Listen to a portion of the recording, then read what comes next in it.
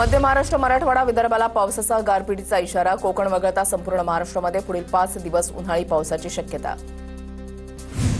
राज्यात तापमानाचा पारा 40शी पार. 2 महिन्यांमध्ये मार्चच्या तुलनेमध्ये एप्रिल महिना सर्वाधिक तापदायक. विदर्भामध्ये सर्वाधिक तापमान आणखी वाढण्याचा हवामान खात्याचा अंदाज. मुंबईकरांवर पाणी कपातीची टांगती तलवार. मुंबईला पाणीपुरवठा करणाऱ्या 7 तलावातील जलसाठा 23% 15 मेपर्यंत आढावा घेऊन पाणी कपातीबाबत निर्णय घेण्यात येईल. महापालिकेची माहिती. पुण्यामध्ये उद्यापासून काही ठिकाणी पावसाची शक्यता. शहरामध्ये पुढील 2 दिवस ढगाळ वातावरण. पुणे जिल्ह्याला येलो अलर्ट. विदर्भात 127 मंजूर सिंचन प्रकल्पापैकी केवळ 46 प्रकल्प पूर्ण.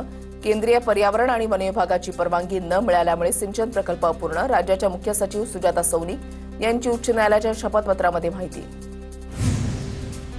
बीकेसी ते आचार्य यात्रे चौक मेट्रो 3 मार्गी केला. सुरक्षा प्रमाणपत्राची प्रतीक्षा.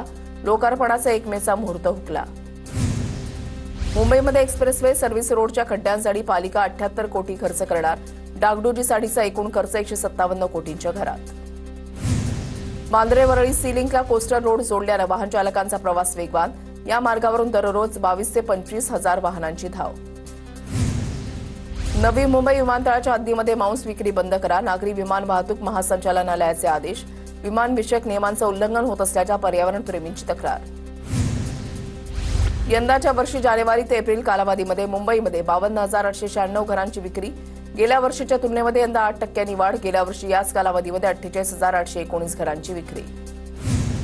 पुण्यामध्ये म्हाडाच्या सदनिका विक्रीला प्रथम येणारच प्राधान्य. कोणत्याही मध्यस्थीशिवाय वितरण. म्हाडाच्या डिजिटल स्वाक्षरी शहानिशा केल्याशिवाय करारनामा करू नये, अन्यथा संबंधित व्यक्तीवर कायदेशीर कारवाई होणार. पुणे रेल्वे स्टेशनच्या आवारामध्ये नो पार्किंग. स्टेशनच्या प्रवेशद्वारापासून 200 मीटरपर्यंत वाहन लावण्यास मनाई. पुण्यामधल्या पीएमपीच्या रातराणीला वर्षभरात मिळाले कोट्यवधींचं उत्पन्न.